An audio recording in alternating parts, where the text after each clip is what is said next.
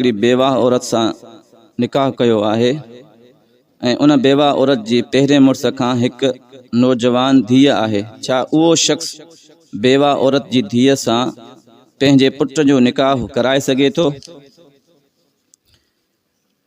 जेकी औरत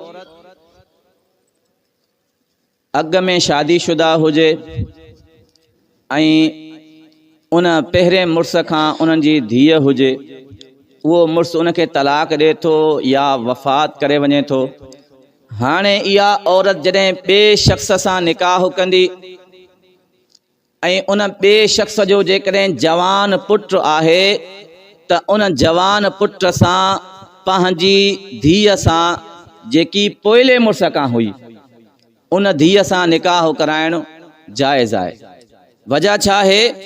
जॾहिं बि तव्हांखे को शुबो थिए न त पाण में इन छोकिरे ऐं छोकिरी जो निकाह कीअं करायूं, इहे भाउ भेण थी सघनि था, त उन जे लाइ हमेशह इहो उसूल यादि रखो, जंहिं छोकिरे ऐं छोकिरी जो निकाह करायो था, ॾिसो छा इन्हनि ॿिन्हिनि जो पीउ हिकु आहे।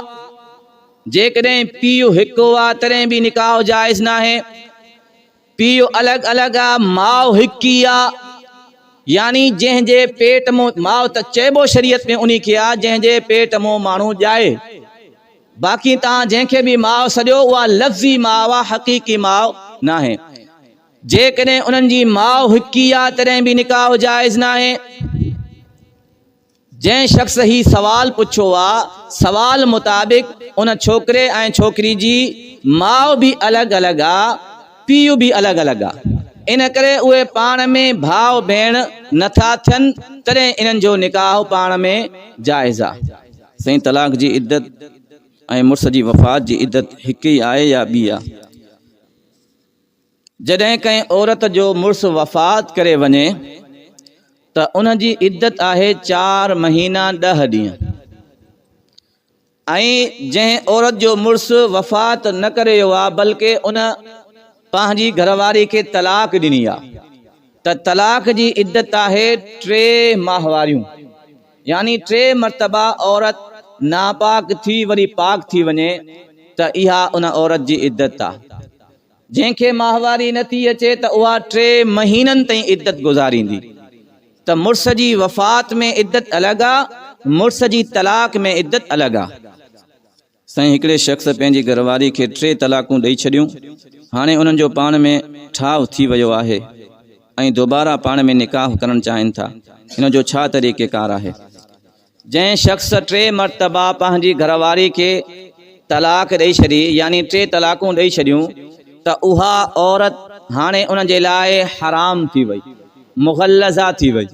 हाणे उन औरत सां दोबारा निकाह नथो करे सघे। हा, जेकॾहिं इहा औरत इद्दत गुज़ारण खां बाद कंहिं ॿिए मर्द सां निकाह करे थी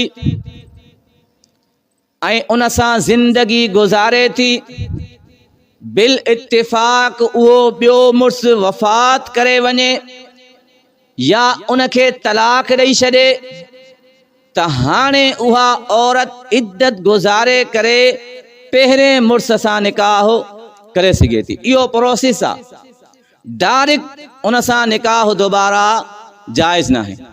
बाज़ मरतबा माण्हुनि खे इन मसइले में इहो शक थींदो आहे त साईं कसूर मुड़ुस जो आहे, तलाक मुड़ुस ॾिनी आहे, इहा सज़ा औरत छो लोड़े? यानी कंहिं ॿिए मर्द सां निकाह करे दोबारा इन वटि अचे त इहा सज़ा औरत खे आहे न।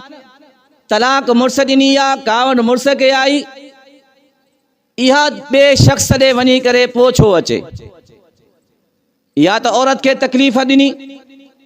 यादि रखो, जेकॾहिं इहा तकलीफ़ औरत खे महसूस थिए थी त औरत खे खपे त पहले मुड़ुस ॾे अचे छो थी जंहिं उनखे तलाक ॾिनी आहे। जेकॾहिं उनखे एतिरो शौक़ु आहे पोइ तकलीफ़ बर्दाश्त करणी पवंदी, या त पहले मुड़ुस ॾे अचे ई न। ग़ैरत जो तक़ाज़ो इहो आहे, जंहिं उन जी तौहीन कई आहे, जंहिं उनखे इज़त न ॾिनी आहे, त उहा उन ॾे दोबारा न अचे। अचे थी त हाणे उनखे इहा तकलीफ़ बर्दाश्त करणी पवंदी। इहो क़ुरान जो उसूल आहे, मौलवियुनि जो उसूल न आहे, क़ुरान जो उसूल आहे। अल्लाह साईं सम्झण जी तौफ़ीक़।